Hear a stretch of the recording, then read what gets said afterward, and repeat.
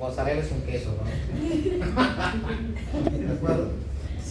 Entonces, Pseudomonas es una bacteria bien problemática en los hospitales, porque lamentablemente, pues, primero que, le decía, tiene varios mecanismos, tiene muchos mecanismos de virulencia, pero sobre todo el tema, como le decía, de la gran resistencia que han desarrollado por esa pared compleja que hablamos al inicio del mensaje de inicio, es que es resistente a casi todos los antibióticos.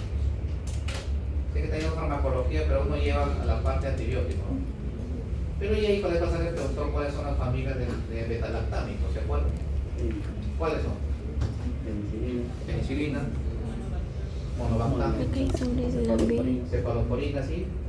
Carbapenem. El ácido metabólico debe estar disminuido. Porque ninguna de las cuatro familias funciona ya. Se lo por Jacob, le voy a decir que no se muerta. En teoría, de esos betalactámicos, en teoría en pergáneos, los más potentes son los carbapenémicos. Pseudomonas ya desarrolló resistencia a carbapenémicos. Todas las infecciones de pseudomonas en las UCIs de los hospitales de Lima y provincias producen carbapenemasas, son enzimas que inactivan a los carbapenémicos. Y como decía, no son muy agresivos en el sentido que no son muy virulentos. Cuando ustedes van a un hospital, examinan a un paciente que esté en este cuadro, pueden en la ropa, pueden llevar esa bacteria porque es una bacteria no fermentadora. O sea, puede estar en el agua, ustedes ven que el agua no tiene cambio, no cambia el color, las características, pues no fermenta nada.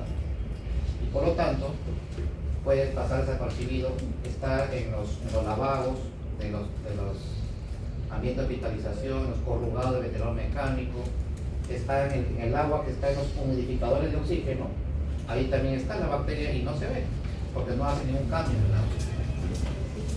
Entonces, si uno de ustedes va, visita y lleva el germen en su cuerpo, en su estrada, en el cabello que no está arreglado, en la barba, abrazar a un familiar y llevan el germen a la casa, ustedes no tienen ningún riesgo por su inmunidad que está, digamos, indemne.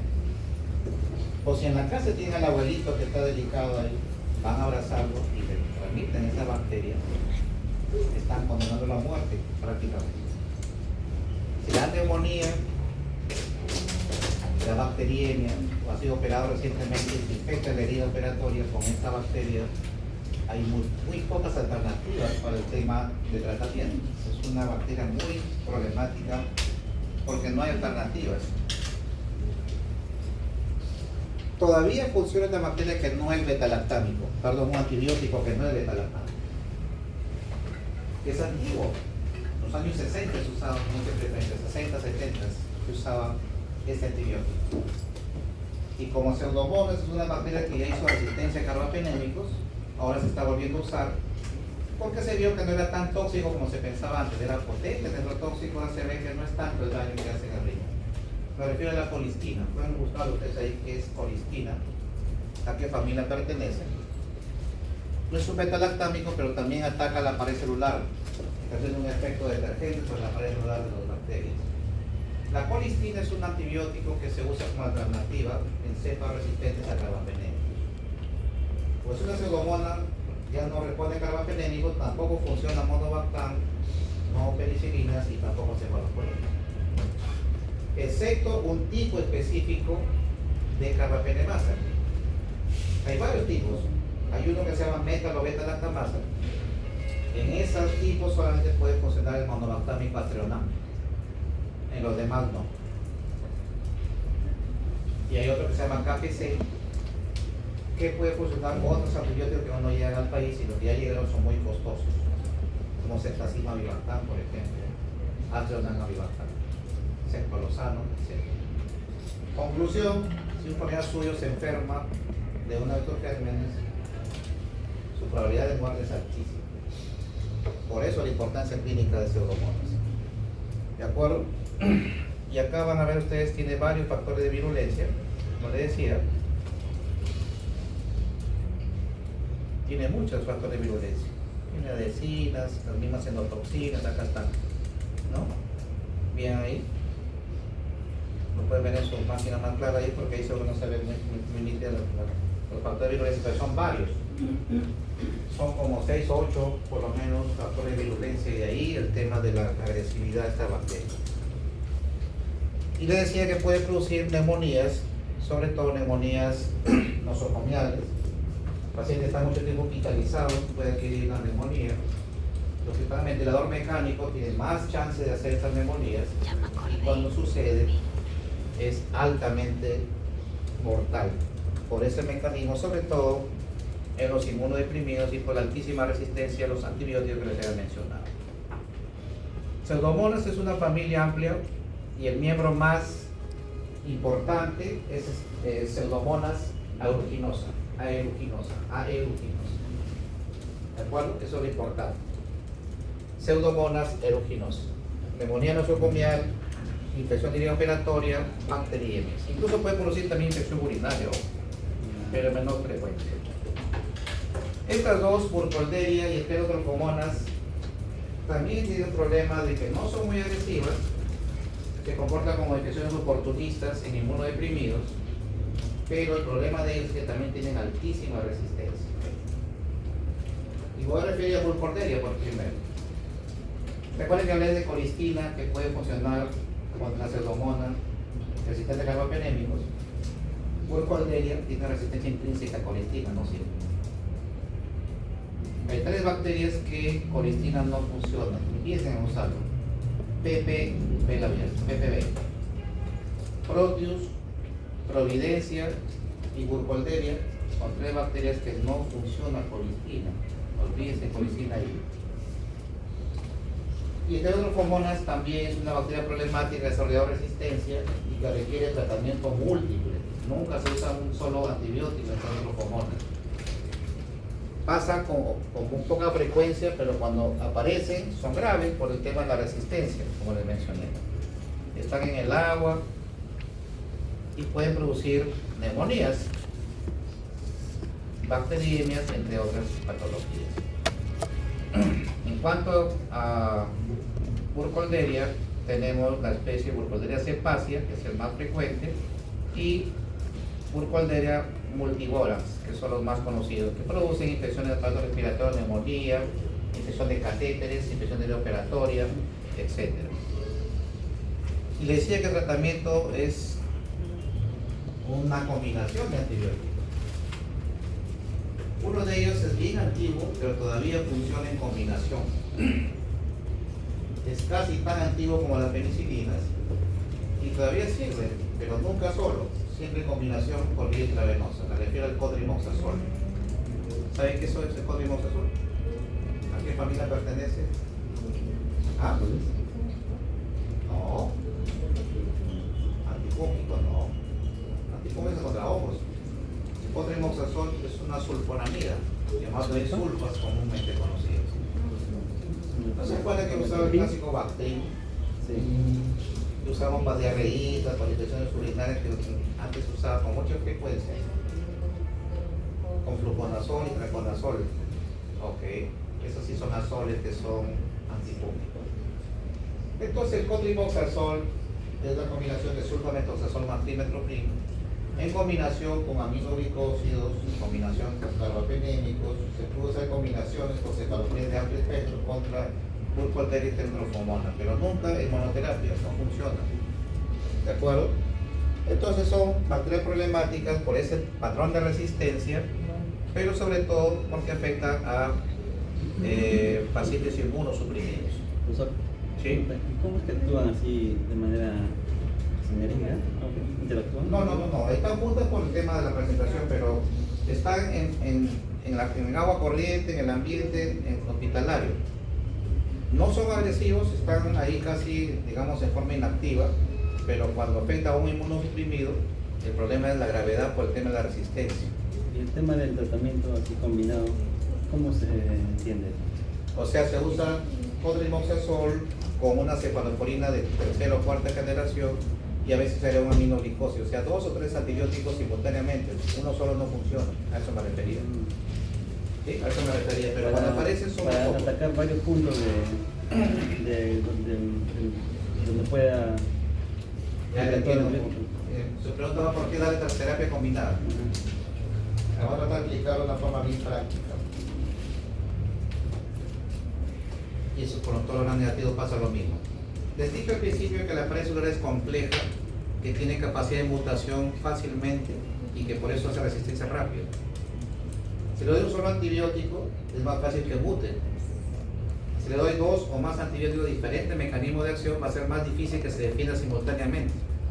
Y por eso puede formar menos mutaciones, por lo tanto no se hace resistente y responde mejor.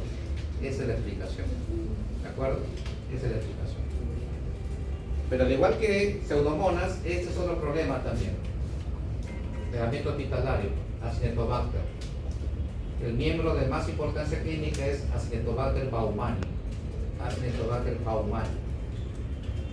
También produce lo mismo que pseudomonas. Y también no fermentador. Pues está en el agua, en el ambiente y no nos percatamos. En la piel del paciente puede estar. El tema es que este también es altamente resistente a antibióticos. En los hospitales no funcionan los carbapenémicos. ¿Qué usamos contra esto? Combinación de colistina con tigecyclina, que no hay en el país, llegan por ahí de vez en cuando donaciones. Y la posibilidad de usar de repente alguna combinación de cetolosano, algunas nuevas cefalosporina de sexta generación. Pocas alternativas no hay disponibles. Su familiar se infecta Acinetobacter en la UCI, pero es intermedio en el hospital, su probabilidad de sobrevivir es baja. En otras palabras, doctores, si usted tiene un familiar que está hospitalizado, apenas ya no sea necesario usar terapia intravenosa, el paciente tolera vioral, le pueden cambiar antibiótico vioral, sáquenlo rápido. Porque hay mucha presión en la familia que quiere que se quede hasta que termine toda la terapia. Más estancia hospitalaria, más riesgo de que te agarren estos gérmenes y que no salgan. Tengan en cuenta ese dato. No presionen a veces al hospital, quieren que se quede más tiempo, cuando realmente la idea es que salga lo más pronto posible. Pues estos gérmenes cuando atacan ya no hay vuelta atrás por el tema de altísima resistencia. También es no fermentador, gram negativo, está también, como decía, en el agua, en el ambiente, en los tubos corrugados, equipos de ventilación mecánica, etc. Está en todas partes. Y cuando afectan, pues obviamente son graves. Y miren aquí el tratamiento que habla de combinaciones. Ahí pone ceftazidima, imipenem y aminoglicósido. Eso es un poco antiguo, esa recomendación. Actualmente eso no funciona. Lo que les he dicho es lo que estamos acá. Colistina, tigecyclina y no cefalosporina de sexta generación. Es lo único que nos queda como alternativa contra Acinetobacter en este momento. Esas recomendaciones de ahí son de hace 10 años probablemente o más. Ya no funciona eso, así que el tratamiento, como le dije, casi no voy a preguntar porque no están actualizados. Moraxella, que no es lo mismo que mozzarella, esa sí es una bacteria de la comunidad. ¿De acuerdo? Una pregunta clásica le hacen los internos de medicina en la visita. Dice, doctor, dígame las 3 causas más frecuentes de neumonía que hay en la comunidad. ¿Qué respondería? Preguntas a todos y saben cuáles. Neumones no, de la comunidad. Los neumones de nosocomía neumonía. De la comunidad, el tococo neumonio. El neumococo 1. Segundo, Moraxella es tercero, pero sí hay. El segundo es Haemophilus influenza. Neumococo, Haemophilus influenza y Moraxella catarrhalis es la especie que causa neumonías. Pero también esas mismas etiologías son las causantes de otitis media aguda y de sinusitis aguda. ¿De acuerdo? Para que no se confunda. Entonces Moraxella está ahí justamente en la comunidad, puede producir proceso de neumonías y en la comunidad puede causar otitis, puede causar sinusitis. Básicamente es respiratorio. ¿Sí?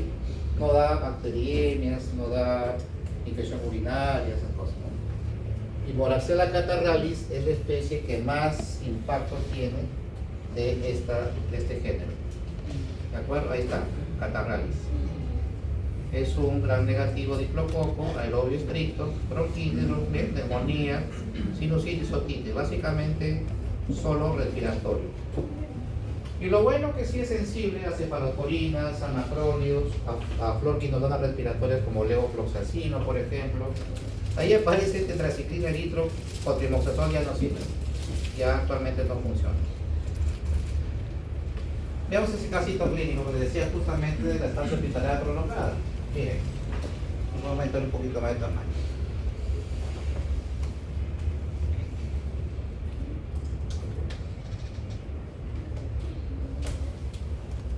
paciente de 63 años ha permanecido hospitalizado durante 21 días. Fue tratamiento de una leucemia de reciente diagnóstico.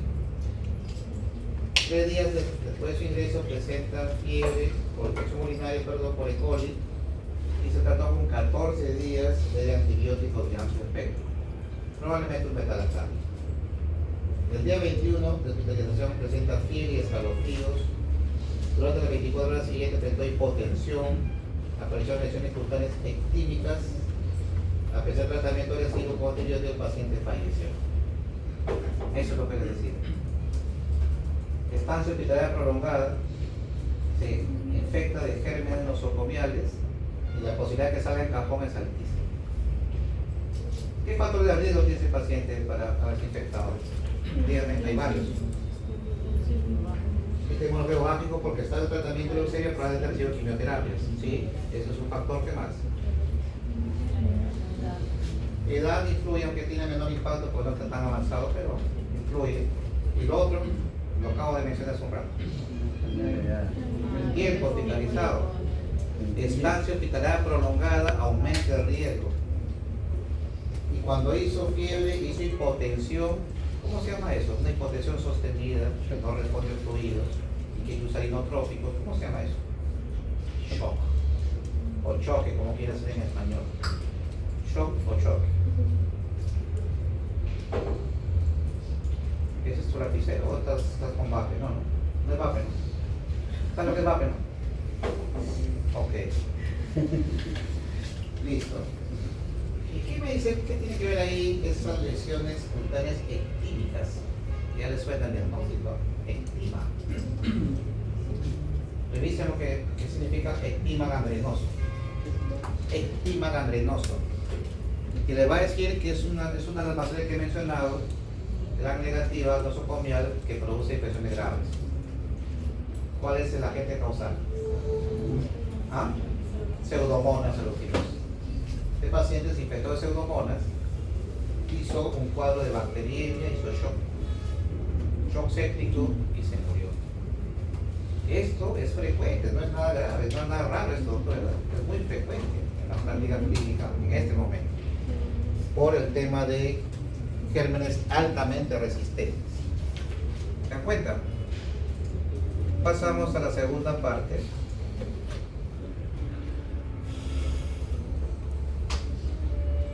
Otro grupo de bacterias que vamos a conversar.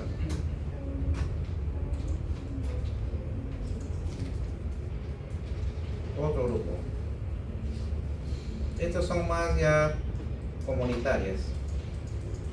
Haemophilus, Brucella, Gordetella, Legionella y Bartonella. ¿De acuerdo? También era negativa de Haemophilus.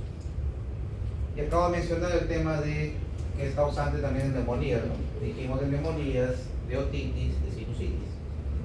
Sobre todo Haemophilus influenza tipo B, son bacterias encapsuladas y por lo tanto necesitan, el paciente que por ejemplo sufre de senectomía tiene que ser vacunado contra Haemophilus influenza tipo B, contra meningococo y contra neumococo. Hay dos especies de importancia clínica que ya mencioné: Haemophilus influenza que produce neumonías, y hay un Haemophilus que produce una enfermedad de transmisión sexual. ¿Alguien sabe cuál es? ¿Ah? Haemophilus ducreyi. Haemophilus ducreyi produce el famoso chancroide. Haemophilus tiene algunos problemas de resistencia a antibióticos, no responde a cefalopatía de primera generación, algunas parcialmente a la de segunda, ni de tercera generación para arriba. En cambio, Haemophilus ducreyi es altamente sensible actualmente a las quinolonas. Con una sola dosis de ciprofloxacino cura su chancroide. ¿Alguien sabe cómo es la clínica de un chancroide? No es nada agradable. He visto, no que yo he tenido, he visto. Después hablamos de la úlcera genital inducida por treponema pálido. Recuerden que hablamos de la úlcera genital por sífilis. Es una úlcera generalmente única, bordes duros, es medio alquilaginoso, no doloroso y no tiene secreción, eso es posible. Pero las úlceras que producen chancroides son generalmente múltiples, dolorosas, friables, al menor roce sangran y tienen secreción, una secreción amarillo, grisáceo, bien dolorosas. Esa es la diferencia. Pero la ventaja con una pastilla cipro, el paciente se sana. Pero es una ITS, ¿de acuerdo? Es una ITS. Son las dos importancias clínicas del Haemophilus, ambos gram negativos, pero bacterias encapsuladas. Hay más especies, por supuesto, vean ahí, miren, esta tabla en amarillo. Hay varias especies, pero básicamente importancia clínica, influenza y Ducrey.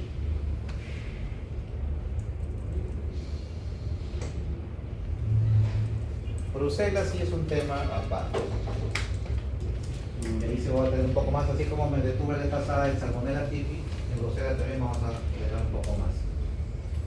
Es una bacteria que ingresa por vía oral principalmente, pero no fecal oral, como Salmonella typhi. Ingresa por alimentos contaminados con este germen, pero que tengan etiología o base de un producto lácteo. El ganado que no ha sido vacunado contra la brucela y produce leche de vaca o de cabra, que no ha sido vacunado, puede transmitir esta bacteria. Y de 4 especies patógenas para el ser humano, son varias especies, pero solamente el ser humano son 4. Y en orden de virulencia, de más agresivo al más bajo, es así: Brucella melitensis, Brucella suis, Brucella abortus y Brucella canis. ¿De acuerdo? Son 4. Melitensis de la cabra, suis del cerdo, abortus de la vaca y canis del perro. ¿Sí? Pero a veces hay, porque ustedes, a veces vienen familiares, les mandan esos quesitos de la sierra, son quesos no pasteurizados. ¿Han visto cómo se preparan? Sí. Ordeñan, lo cuelan, lo pasan a un molde, le ponen el cuajo y lo pasan a los moldes y ya está. Es rico, que es con sal, obviamente. Rico, pero está pasteurizado. Esa es la forma como ingresa Bruselas. ¿Y se acuerdan cuando hablamos de salmonela que tiene que pasar el pH ácido? También le gusta el tejido linfóide, igualito. Lo que logra vencer el pH ácido llega al intestino delgado, placas de Peyer, hígado, vaso y luego se disemina por toda la sangre. Así funciona Bruselas.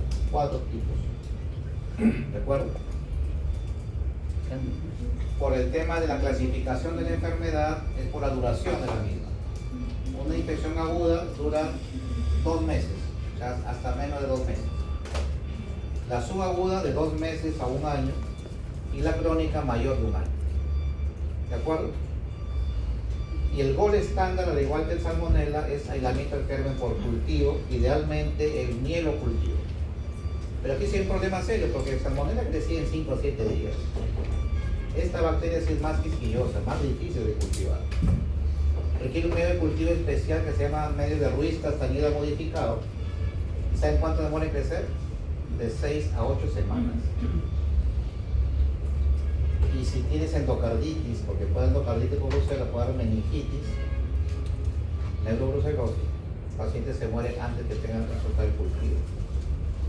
Por eso es que echamos mano de la serología para el diagnóstico, pero ojo, no es para confirmar el diagnóstico, sino para tomar la decisión si lo trato o no lo trato. Y entonces necesito pedir las pruebas necesarias de acuerdo a qué tipo de brucela es, si es aguda, subaguda o crónica. Si es aguda, dijimos menos de 2 meses, ¿no? Aguda. Subaguda, de 2 meses a menos de 1 año. Y crónica, mayor de 1 año. ¿Está bien?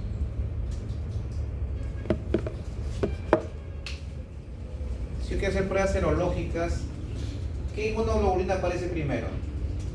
¿G o M? M.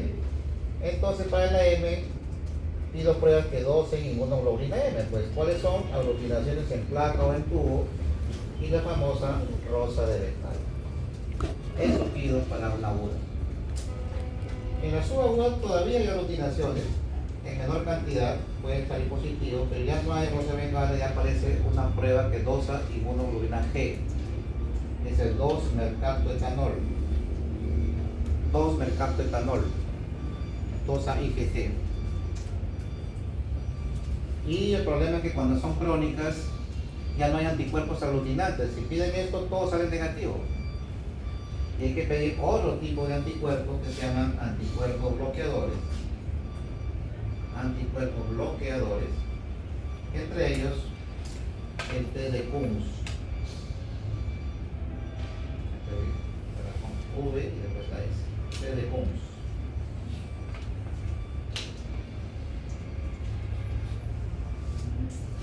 Pues no es tan sencillo. ¿Cuánto aglutinación debe ser para sospechar que es brucela? Es un país no endémico, una región no endémica, 1/100 suficiente. Pero como el Perú somos campeones de todas las infecciones, somos endémicos. Por lo tanto, para el Perú se necesita 1/200 o más. Y que dirán, ya se acabó mis problemas. Falso. Porque estas aglutinaciones, estas pruebas tienen pruebas cruzadas con otras bacterias. Hay otros gérmenes que puede ser que tengas esa otra infección y te salga positivo para brucela sin tener brucela. Ese es un falso positivo. ¿Qué bacterias? Reacción cruzada hace con Yersinia enterocolítica. Hace reacción cruzada con Francisella tularensis. Hace reacción cruzada con Vibrio cólera. Incluso Escherichia coli. Escherichia coli. Y justo el día martes tuve una paciente que fue a buscarme para una consulta privada. La paciente tenía fiebre, 10 días de evolución, fiebre y dolor abdominal bajo en la zona pélvica, dolor más. Lo único que le pedía. Fiebre, dolor pélvico. Y le pidieron sus aglutinaciones febriles y le salió brucela 1/200. Y lo envían conmigo, primero esto tiene que tratar con un infectólogo, que te vea que tiene brucela. Pero en su estudio de la fiebre le pidieron hemograma y también urocultivo. El urocultivo salió mayor de 100.000 colonias de Escherichia coli. Y entonces yo sospeché que hay una reacción cruzada. Es la E. coli la que está haciendo que salga positiva de la brucela.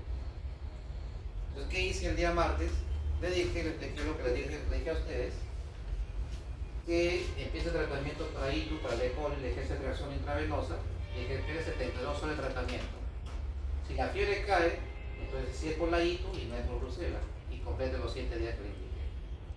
O sea, el tercer día no cae la fiebre porque Cetrazona no cubre brucela, va a seguir la fiebre. Pero justo hoy me llegó en la mañana que ya cayó la fiebre y el dolor ha bajado. Todavía duele, pero menos. Entonces, miren, si eso no lo sabe cualquier médico, le da tratamiento para brucela y no va a mejorar nunca. Y esa infección urinaria se puede complicar con una urosepsis, shock séptico, se puede morir. Vean la importancia de saber estas cosas. No lo sabe cualquier médico. Con esa prueba cualquiera hubiese dado su rifampicina con dosis. La fuente, doctores. Y eso sería, ¿cómo se llamaría eso? Es error médico. Iatrogenia. ¿Se dan cuenta? Y saben que lo peor de todo para complicar la vida es que no solamente otras infecciones dan pruebas positivas para brucela, también lo dan las neoplasias. Un linfoma puede ser que sea la positiva de la prueba de brucela, porque el linfoma da fiebre. Y entonces le piden pruebas para infecciones que sean de brucela positiva. Por eso le digo que brucela nunca se confirma con eso. Esto es para tomar decisiones tratar mientras se sale el cultivo. Por estándares de aislamiento del género. ¿Estamos de acuerdo? Y el tratamiento es la tetraciclina, que es la doxiciclina, más un aminoglicósido. El que es usado en la estreptomicina, pero ya no hay en el país.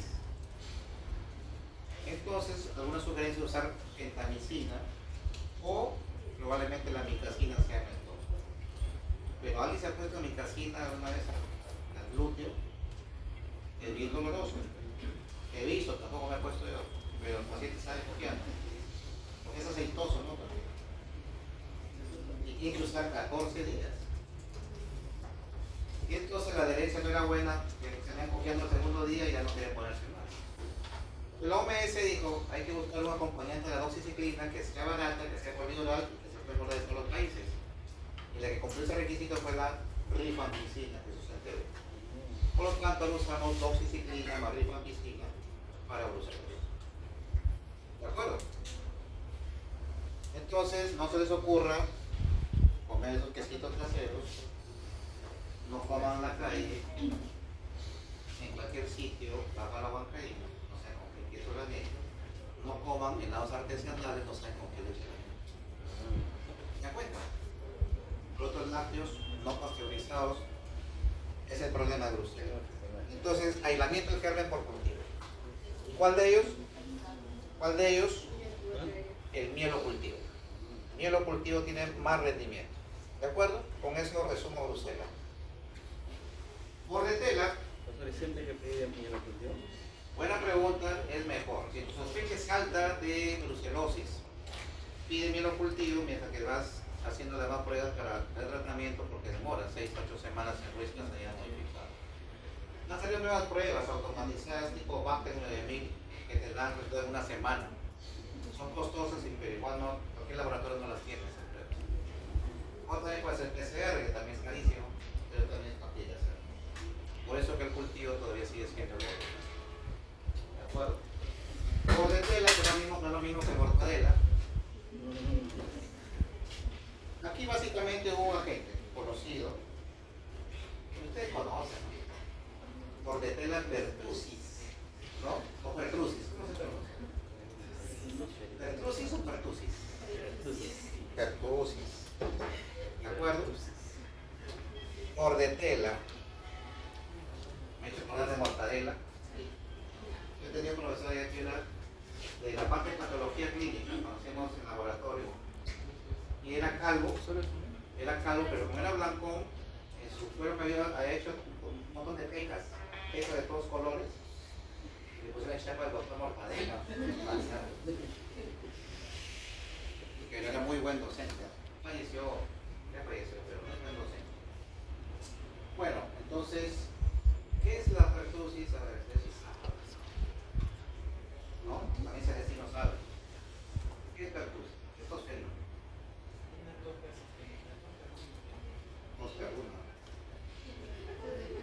Tos paroxística, pero cuando te hace toser tanto que hasta quieres los tragomitas por la tos exigente.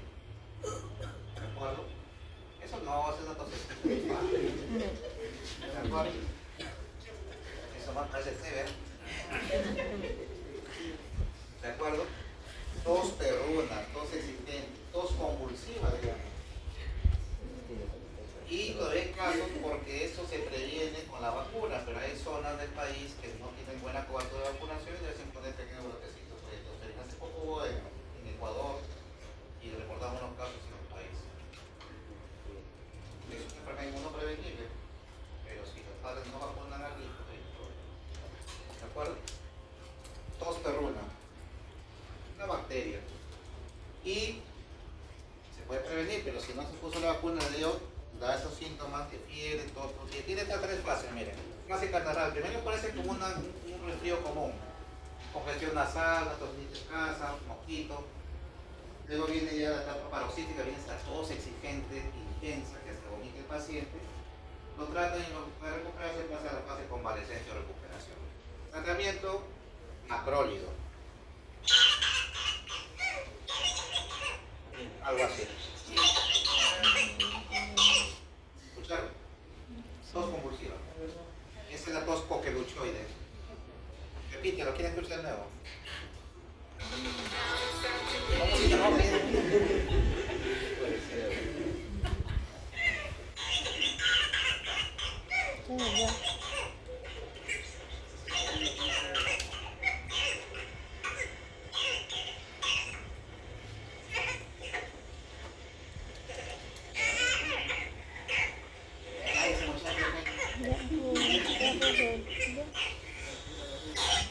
Ya lo callar ese muchacho. Pues no quiero ser pediatra. Ok. Macrólido. Eritromicina es un macrólido. Tratamiento. Lo ideal es que sea inmunoprevenible. Todo que se vacuna se puede proteger. Viene otro germen y se llama así legionela porque viene. ¿Recuerdan de esas películas que hay de los legionarios? Entonces el desierto que tienen su gorro con. Puede ser el gorro del Chavo. Las legiones. ¿Cómo se llama legionela?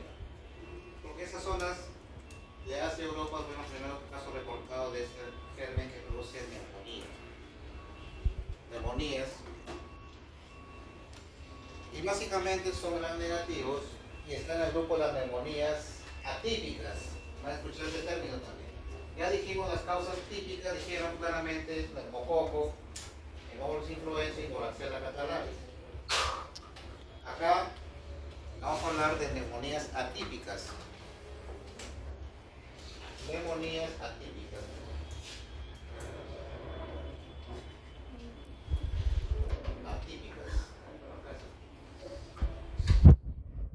Una de las causas es legionela. La especie que más importancia tiene es Legionella pneumófila. Legionella pneumófila. Pero hay otros más que producen neumonía típica. Clamidia neumonía también es otra causa de neumonía típica. Y también Mycoplasma neumonía también produce neumonía. ¿De acuerdo? Vamos a ver más adelante. Pero clamidia hemos mencionado también en ITS. Clamidia neumonías, clamidia trachomatis en ITS. Y hay otra variedad de clamidia que también produce neumonía. ¿Alguien cría periquitos de esos australianos? ¿Sí? Mala noticia, les comento que esos periquitos tienen una bacteria que se llama Clamidia psittaci, que puede producir neumonía. Si está la abuelita en casa, neumonía típica, se llama citacosis o también llamado ornitosis porque viene de ave. Ornitosis o citacosis porque es Clamidia psittaci causal. ¿De acuerdo? Y en Mycoplasma neumonía produce neumonía porque el Mycoplasma hominis también produce ITS. Prostatitis, cervicitis, uretritis, etc. ¿De acuerdo? Pero esto produce neumonía típica y legionela es una de ellas. Como les decía, son bacterias que aparecen de vez en cuando, pero sobre todo tienen predilección por atacar a pacientes con defensas bajas, no a cualquiera. ¿De acuerdo? Legionella pneumófila es el que tiene más asociación y básicamente el tratamiento de los tres grupos responden a macrólidos y a tetraciclinas. Ningún metalactámico funciona acá. Y ustedes van a tener que recordar microbiología con los micoplasmas. Micoplasma es una bacteria que no tiene pared celular. Y como los beta-lactámicos, su mecanismo de acción es destruir la pared celular de las bacterias, no funcionan si no hay pared celular. ¿Está bien? Así de fácil en la medicina. Cuando tenemos la base de microbiología. Ustedes tienen un micoplasma, ni se lo ocurre hacer ceftriaxona, meropenem, no sirve. Tienen que dar macrólido o tetraciclina. ¿De acuerdo? Ahí está. Macrólido para legionela. Aunque también pueden funcionar las fluorquinolonas. Bartonella también es otro germen y es importante que ustedes, al ser médicos, deben saber claramente Bartonella. De hecho, ¿quién es el padre de la medicina peruana? Carrión, ¿no? Y Carrión murió por esa bacteria, ¿sabían o no? Bartonella. ¿Cuál de ellas produce la enfermedad de Carrión? Bartonella bacilliformis. Bartonella bacilliformis. ¿Alguien es de Huaraz? ¿Ha vivido en Huaraz? ¿No? Bartonella bacilliformis causa dos síndromes de acuerdo a si has vivido en zona endémica o eres nuevo en la zona endémica. Si tú eres nuevo, nunca has ido ahora, si vas de paseo, te has sacado un mes de visitar a tu familia y te pique el mosquito que transmite Bartonella bacilliforme, te da una enfermedad febril anémica. Te da hemólisis masiva, te da anemia de 4 o 5 gramos de hemoglobina, con fiebre, y además Bartonella bacilliforme produce inmunosupresión. Muchas veces el paciente se muere no de Bartonella sino de sobreinfecciones. Por ejemplo, bacteriemia por salmonella, tuberculosis, neumocistosis, puede dar esta enfermedad por inmunosupresión. Le llaman el SIDA chorro. Por eso, causa inmunosupresión, pero aguda, no crónica como el SIDA. ¿De acuerdo? Yo tuve bartonellosis. ¿Has salido? Sí. ¿Dónde viajaste? ¿Dónde viajaste? Ahora Brasil. ahora me picó, periodo de incubación largo. Y luego de eso, tuve la fiebre, así, abruptamente. Y empezó diarrea, vómitos, náuseas. Y llegué hasta shock hipovolémico. Y anemia. Claro, anemia, hasta de 8. Y estuve bastante tiempo hospitalizado porque, como no es un germen habitual, Si uno sospecha, no no lo saben busca. abordar el tratamiento. Así es. Hay que usar gota gruesa buscando la bacteria. Y el problema es que en la gota gruesa tiene una forma, tiene polimorfismo. ¿Qué es polimorfismo? Varias formas. Resulta que Bartonella puede ser, tiene forma de coco. Puede encontrar como un coco, redondito. Lo puede encontrar como forma de bacilo. O puede ser un coco bacilo. Y entonces es difícil. Si no lo sospechas, no lo buscas, y por eso que incluso se puede complicado con otro tipo de gérmenes. El tiempo de incubación es largo, puede ser tan corto como 2 o 3 semanas, hasta casi un año. Casi 300 días puede durar la incubación. Pero el que ya vivió en zona endémica y se puso el germen, ya no hace la forma aguda, sino hace la forma verrucosa, lesiones cutáneas crónicas. Esa es la forma crónica.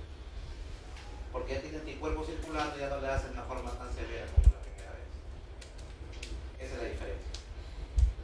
¿De acuerdo? Ese es Bartonella. Pero eso es para la parte de Bartonella bacilliforme. Hay otra Bartonella que también tiene importancia clínica. Uno es Bartonella bacilliforme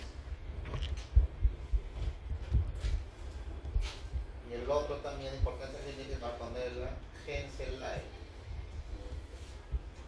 ¿Quién tiene gatos en su casa?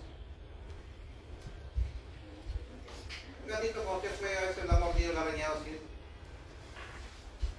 En juegos, sí, ¿no? ¿Usted ha desarrollado alguna vez algún proceso de mononucleosis? ¿Se refiere y se inflamaron los ganglios? ¿No? Pues tranquilo. Porque Bartonella henselae se transmite, puede ser, sí, es considerada una enfermedad por arañazo de gato. Así se llama la enfermedad.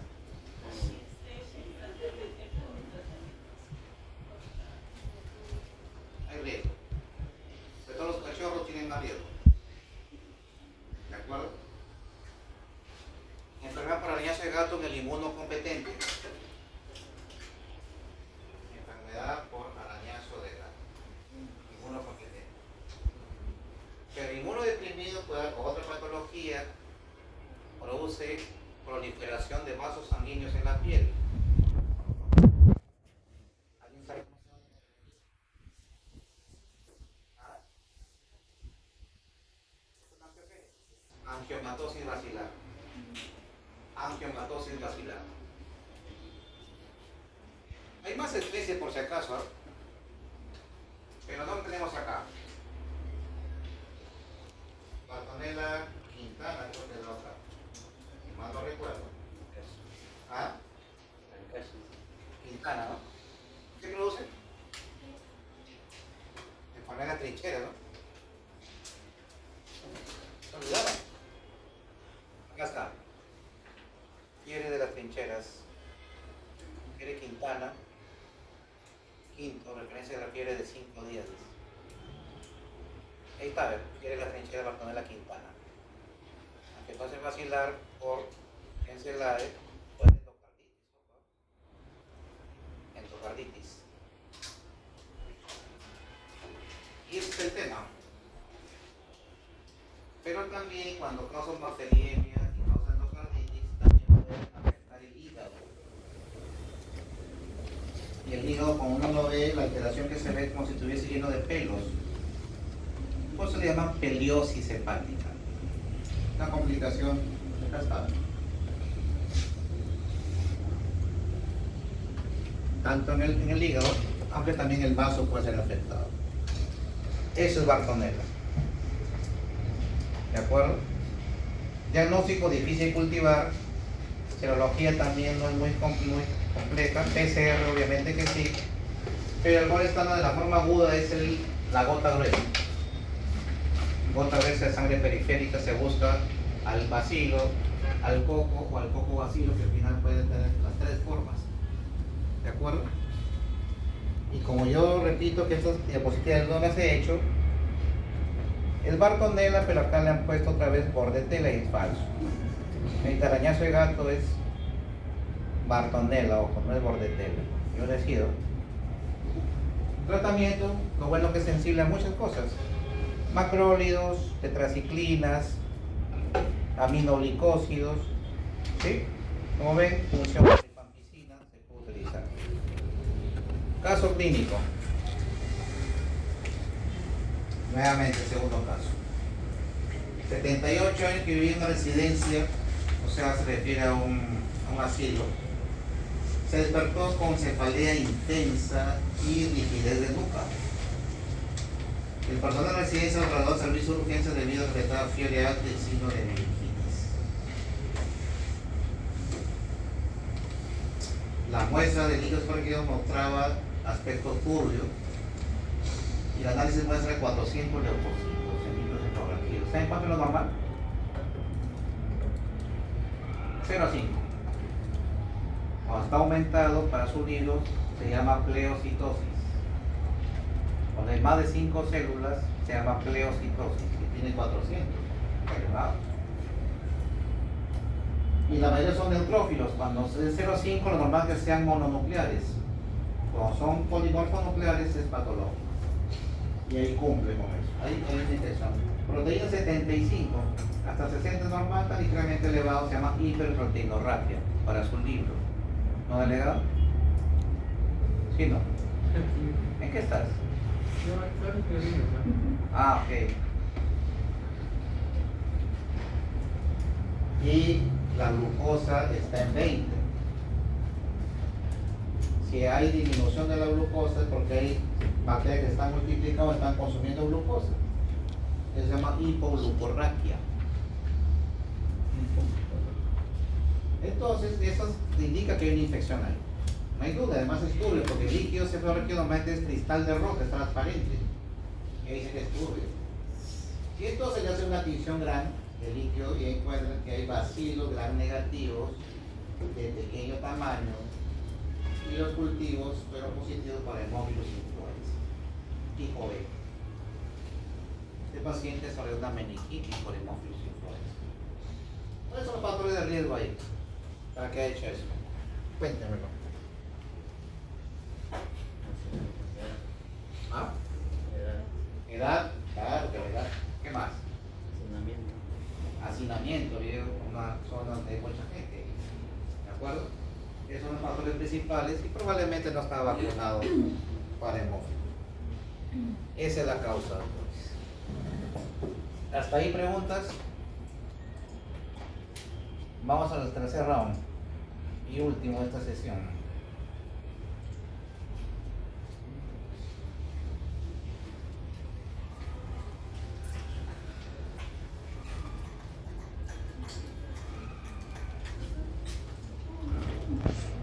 Ahora hablaremos justamente de lo que les decía cuando mencionábamos la parte de neumonía típica.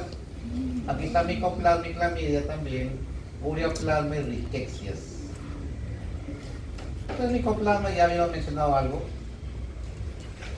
Pequeñas bacterias de vida libre. Y ahí miren, ausencia de pared celular. Ahí vamos a agrandarlo. Vean ahí, voy a señalar, estoy señalando. Son peculiares debido a ausencia de pared celular. Eso tienen que saberlo.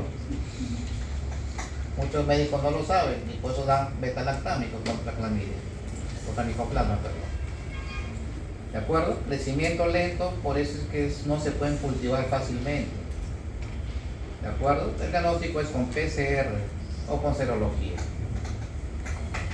Micoplasma neumonía, neumonía típica, micoplasma hominis, es una ITS. Ambas se tratan o con tetraciclina o con macrólidos. Aunque los quinolonas también pueden funcionar. ¿De acuerdo? Eso es el micoplasma. Ureaplasma es una bacteria que también es gram negativa y está asociado básicamente a infecciones urinarias y a infecciones de transmisión sexual, como uretritis, por ejemplo. ¿Sí?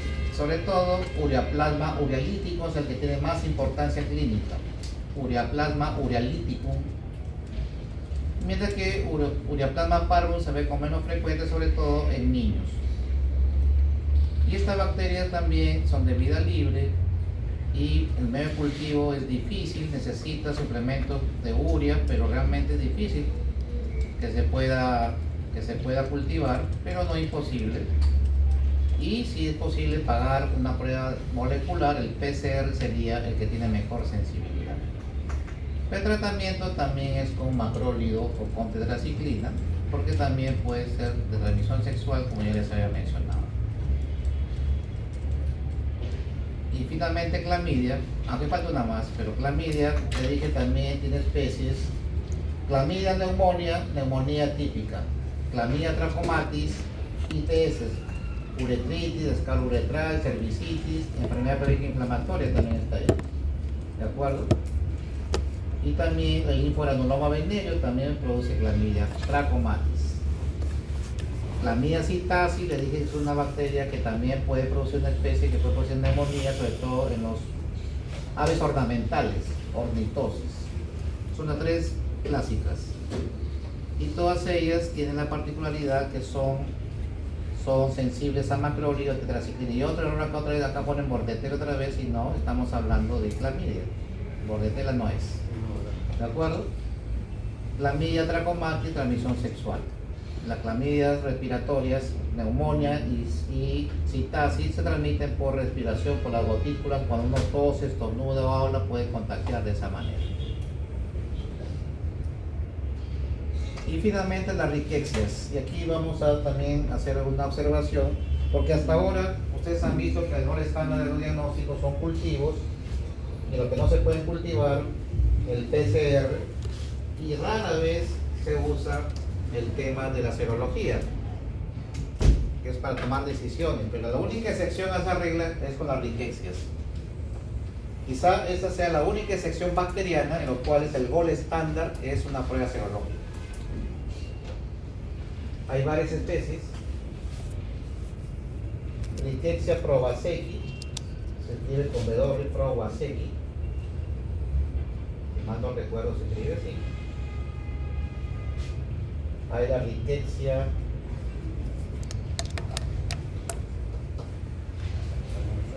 ¿ah? No. Rickettsia tipi.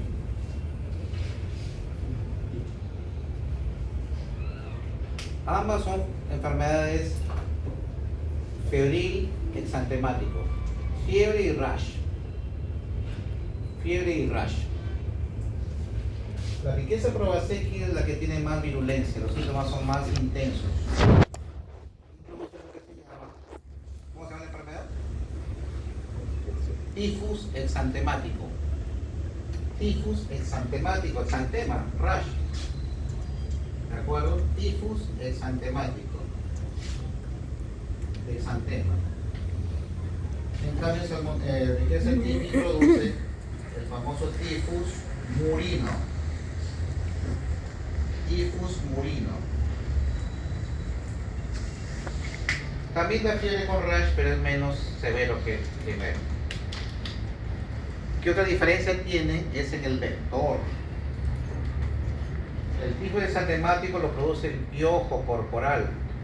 Los pacientes están que viven en la calle y no se bañan durante el tiempo. tienen el pedículo humano, que es un piojo del cuerpo, y ese piojo transmite el tifus exantemático. En cambio, el tifus murino lo produce la pulga de la rata. Pues se pregunta en el examen, ¿no? ¿Cuál es la diferencia entre el vector del tifus exantemático y el tifus murino? Piojo pulga. Piojo pulga. ¿De acuerdo? Pero les decía que aquí sí el gol estándar de diagnóstico es una prueba inmunológica de tipo serológica. Es el